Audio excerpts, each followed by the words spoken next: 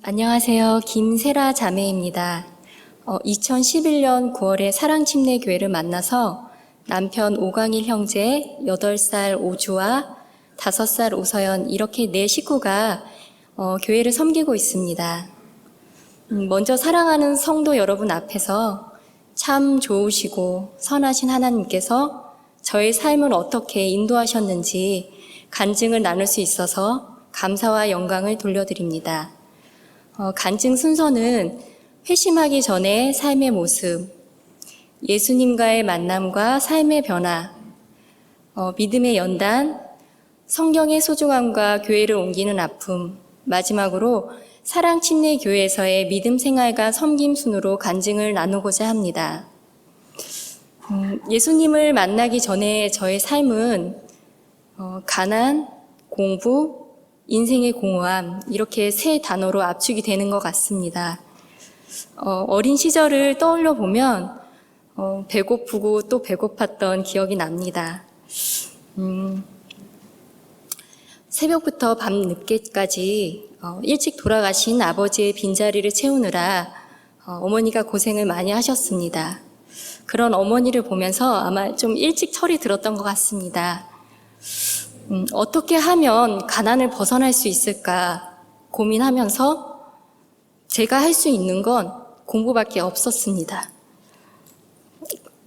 그렇게 공부를 좀 열심히 해서 좋은 직업도 갖고 돈을 많이 벌어야겠다는 결심을 했습니다.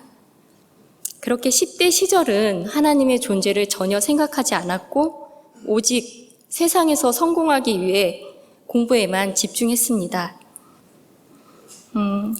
그렇게 대학 시절에는 화학공학과를 전공하였고 동일 전공으로 석사과정을 마치고 남들이 부러워하는 S기업의 연구원으로 일하게 되었습니다. 공대생들이 많은 남학생들 사이에서도 여자로서 지지 않고 좋은 자리에까지 오르게 되었습니다. 그렇게 조금씩 인생의 성공에 가는 듯하게 느껴졌습니다. 그러나 기쁨도 잠시였습니다. 회사에서는 너무나 스펙이 좋은 사람들이 많았고 거기에 비하면 저는 너무나 보잘것없었습니다. 치열한 경쟁 속에서 점점 지쳐가게 되었습니다.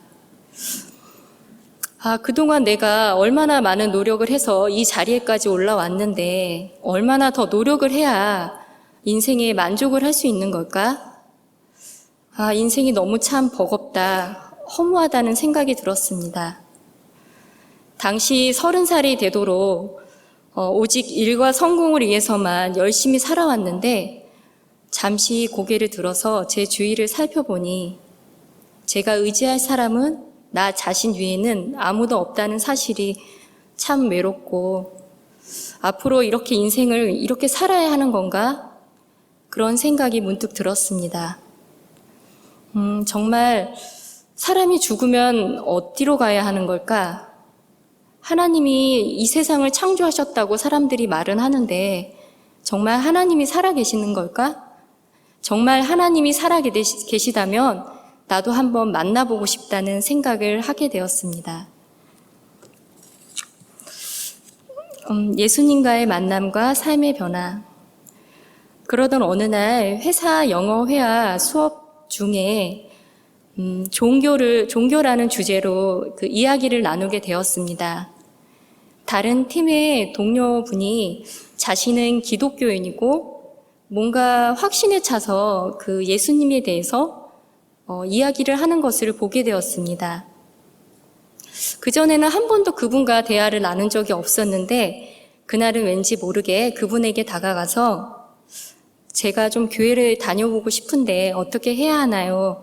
질문을 드렸더니 잠시만 기다려보라고 하였습니다.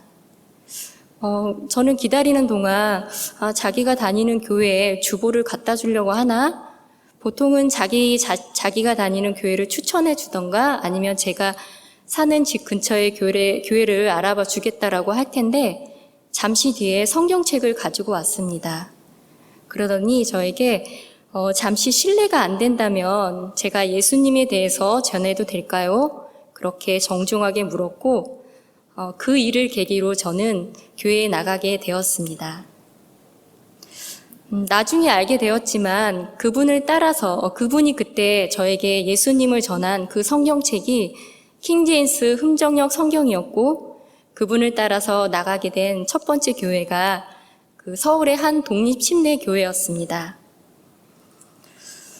한 주 한 주 설교를 들으면서 그전에는 살인이나 도둑질 이런 것들이 죄라고 생각을 했었습니다.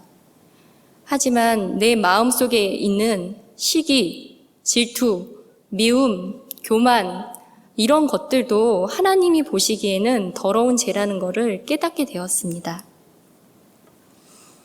성경을 읽다가 내가 정말 그동안 하나님을 모른 채 이렇게 살아왔던 모습이 하나님 보시기에 얼마나 어리석은가를 조금씩 알게 되었습니다. 그리고 내 힘으로는 이 죄 문제를 해결할 수 없구나. 나의 죄를 대신해 예수 그리스도께서 십자가에 피 흘려 주시사 나의 죄 문제를 해결해 주셨다는 사실이 믿어지게 되었습니다. 그 즉시 무릎을 꿇고 저는 둔한 입술로 떠듬떠듬 회개와 감사의 기도를 드리게 되었습니다. 그렇게 예수 그리스도를 나의 구주로 받아들이게 되었습니다. 예수님을 만나고 나서 저의 삶은 많은 변화들이 있었습니다. 첫 번째는 육적인 변화입니다. 그 회사 생활에서 남자들 사이에서 지지 않기 위해서 생각보다 좀 술을 많이 마셨던 것 같습니다. 그래서 이 술을 끊어야 하는데 고민을 많이 했었는데 어느 순간 이 알코올 냄새를 맡으면 헛구역질이 좀 나오게 되었습니다. 그래서 더 이상은 술을 마실 수 없구나 생각이 들어서 단번에 술을 끊게 되었습니다. 다음은 내면의 변화인데요. 이 세상에는 육신의 아버지가 계시진 않지만 이제는 언제나 의지할 수 있고 언제나 대화할 수 있고 제가 힘든 부분을 언제나 간구할 수 있는 아버지 하나님이 계시다는 사실이 제게 너무나 든든했고 힘이 되었습니다. 그동안 하나님을 모른 채 세상에서 느꼈던 그 모든 짐이 사라지고 참 평안함을 느낄 수 있었습니다. 요한복음 14장 27절 내가 너희에게 평안을 남기노니 곧 나의 평안을 너희에게 주노라. 세상이 주는 것과 달리 내가 너희에게 주노니 너희는 두려워하지도 말라는 그 말씀이 제게 너무나 큰 힘이 되었고 위로가 되었습니다. 예수님을 만난 후 가장 큰 삶의 변화는 가치관의 변화였습니다. 이전에는 사도행전 9장 6절에 사도 바울이 회심하고 나서 주여 내가 무엇을 하기 원하시나이까 그 구절이 저에게 동일하게 적용되었습니다. 이전까지는 저의 삶을 위해서만 그렇게 살아왔던 삶이 무가치하다고 느껴졌고 앞으로 어떤 삶을 살아야 하나님 앞에 영광이 되는 건지 고민하게 되었습니다. 그 이전에 다니던 교회에 그 해외 선교사님들의 세미나를 여러 차례 듣고 그분들의 편지를 번역하는 섬김을 하면서 그분들의 삶이 정말 멋지고 대단하다는 생각이 들었습니다. 그래, 나도 한번 해외 선교를 나가봐야겠다. 그렇게 결심을 하였고 1년 동안 고민 끝에 직장을 그만두게 되었습니다. 믿음이 없으신 어머니께서는 얘가 교회를 다니더니 제정신이 아니구나 하며 걱정을 많이 하셨습니다. 하지만 하나님의 인도하심은 참 놀라운 것 같습니다. 그렇게 해외 선교를 준비하던 중에 남편인 오강희 형제를 만나게 되었습니다. 당시 저는 예수님을 만난 지 얼마 되지 않은 초신자였지만 예수님에 대한 사랑과 또 킹제임스 성경에 대한 믿음이 확고했기에 형제에게 거침없이 킹제임스 성경을 선물을 했고 제가 믿는 믿음에 대해서 담대하게 소개하였습니다.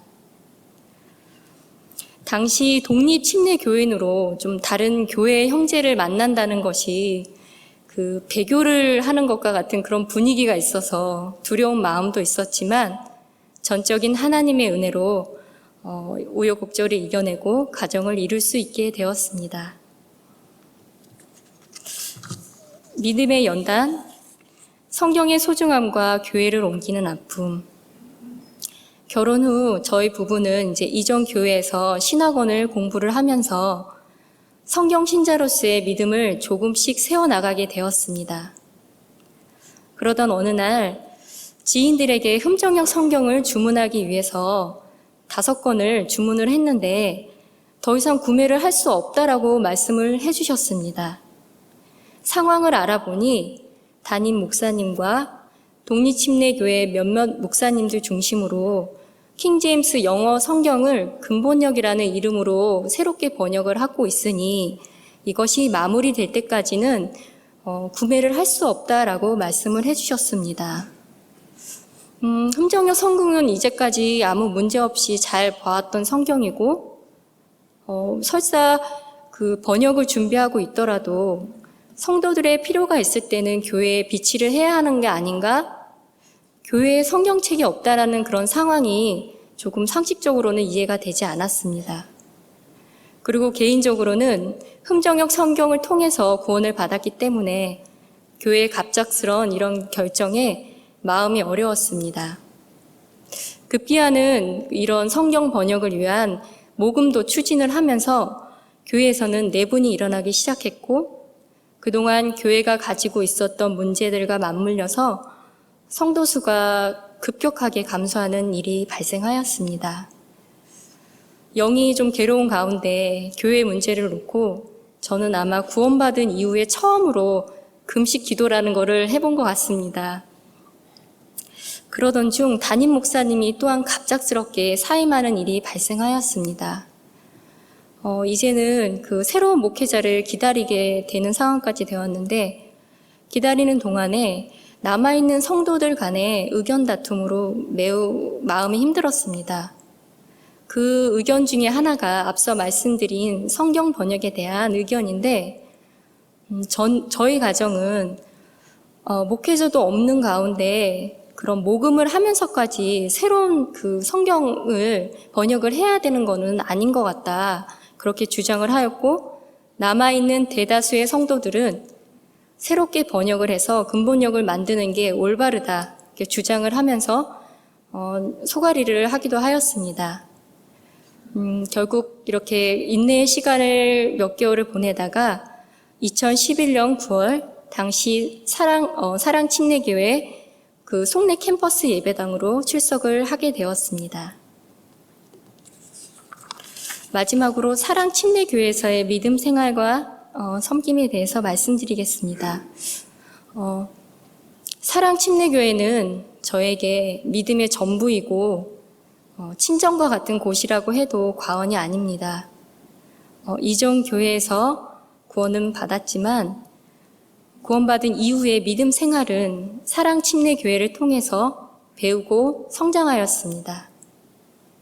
매주 바른 말씀을 통해 정확한 교리를 세울 수 있었고 무엇보다 우리 손에 쥐어진 순수하게 보존된 이 성경의 소중함을 알게 되었습니다. 우리 교회의 사명인 한국말을 아는 사람들에게 이 성경을 널리 전파하겠다는 사명감도 갖게 되었습니다.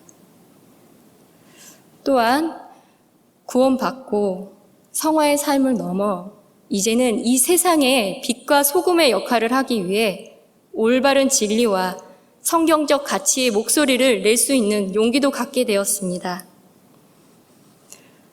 교회에 와서 아이도 낳고 또 영혼의 자유함을 누리며 즐겁게 신앙생활을 하고 있지만 하나님께서 저의 믿음의 성장을 위해서 허락하신 어려움도 있었습니다. 남편이 미국 펜사콜라에서 신학 공부를 하기 위해서 3년 정도 준비를 했었는데 최종적으로 비자 심사에서 거절이 되면서 힘든 좌절의 시간이 있었습니다. 저 같은 경우에는 직장도 그만두고 집도 처분한 상태에서 온전히 비자 날짜만 기다리고 있었는데 비자가 거절이 되니 눈앞이 캄캄했습니다. 당시에 저는 둘째를 임신하고 있던 시기라 몸도 마음도 많이 지치고 힘들었습니다. 그런데 왜 이런 일이 일어났을까 생각해 보았습니다.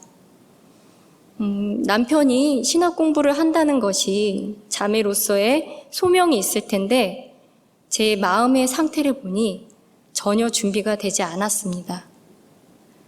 당시 일과 육아로 지친 힘든 현실을 도피하고 싶은 마음과 어찌 보면 아이들의 영어 수단 정도로만 생각하지 않았나 하는 그런 생각이 듭니다.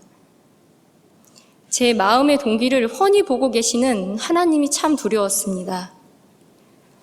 그럼에도 하나님께서는 다시 회복할 힘을 주셨고 저에게 다시 생각지도 못한 직장을 허락해 주셔서 지금도 잘 다니고 있습니다.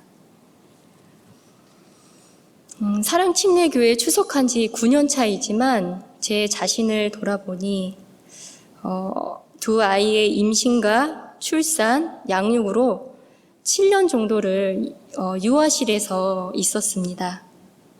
유아실에서 예배도 잘 드리진 못했고 또 공식적인 섬김도 제대로 드리지 못하는 상황에서 마음이 낙담되기도 하였습니다. 남편이 때때로 설교도 하고 하는데 자매가 너무 조용하다, 또 섬김에 열정이 없다는 조언을 많이 해주셨습니다. 하지만 현실은 직장 생활, 또 어린 자녀들의 양육으로 평일에는 너무나 바쁜 나날들이었고 주일에는 예배 외에 섬김을 할 에너지가 없었던 것 같습니다. 그럼에도 또 지금 되돌아보면 그 시기에 깨닫게 된 점도 있습니다. 묵묵히 자기 자리를 지키고 인내하는 삶,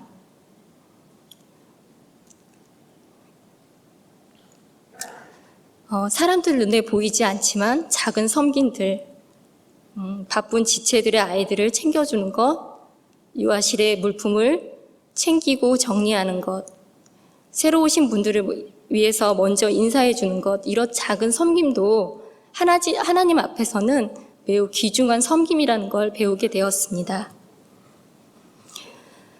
그렇게 몇 년이 지나고 이제 아이들이 커서 이제 손이 덜 필요한 시기가 되어 하나님 앞에 제 믿음을 점검해 보았습니다. 하나님 앞에 나는 정말 무기력하고 열정이 없는 사람인가? 나는 회사에서 좋은 고과를 받기 위해서 새벽부터 저녁까지 열심히 최선을 다하며 노력하고 있는데 왜 교회에서는 내 모습이 다르게 보이는 거지? 이제 변화할 때가 된 것 같다는 생각을 했습니다. 고린도전서 9장 24절. 경주할 때 달리는 자들이 다 달릴지라도 한 사람이 상을 받는 줄을 너희가 알지 못하느냐? 너희도 상을 받도록 이와 같이 달리라 는 말씀이 제 머릿속에 계속 남아 있었습니다. 그래, 섬김에 있어서 선한 욕심을 내야 되는구나. 그래서 결단을 하게 되었습니다. 2019년도 올해부터 하나님 앞에 내가 가장 낮은 자의 모습으로 먼저는 모임을 사모하고 맡겨진 섬기는 일에 최선을 다하자 마음 먹었고 또 노력하고 있습니다. 앞으로 저와 저의 가정이 어떠한 섬김을 할지는 모르겠습니다. 하지만 어떤 일을 맡기더라도 하나님 앞에 아멘으로 대답하고 가식 없이 신실하게 섬기며 가정과 교회가 성장해 가는데 나도 도움이 되어야겠다는 다짐을 해봅니다. 생각나실 때마다 저와 저희 가정을 위해서 기도 부탁드리고 격려 부탁드리겠습니다. 마지막으로 자매로서 제가 좋아하는 구절을 낭독드리고 간증을 마치겠습니다. 디모데전서 2장 9절에서 10절. 또한 이런 식으로 여자들도 단정한 옷으로 자기를 꾸미되 얌전하게 맑은 정신으로 하고 장식한 머리나 금이나 진주나 값비싼 옷으로 하지 말며 오직 하나님의 성품을 고백하는 여자들에게 합당한 선한 행위로 하기를 원하노라. 베드로전서 3장 3절에서 4절. 너희의 단장은 머리를 닦고 금으로 치장하며 옷을 차려입는 그런 외적 단장으로 하지 말고 오직 마음에 감추어진 사람으로 하되 썩지 아니하는 것, 즉 온유하고 조용한 영의 장식으로 할지니 그것은 하나님의 눈앞에서 지극히 값진 것이니라. 아멘. 우리의 삶이 화려하게 피었다가 지는 꽃과 같이 우리의 겉육신은 늙어 쇠하지만 우리의 이 내면은 날로 날로 새로워져 빛이 나고 아름다운 자매로 또 성장하고 또 여러분과 함께 섬기고자 합니다. 끝까지 간증을 들어주셔서 감사드리고 오직 아버지 하나님께 감사와 영광을 돌려드립니다.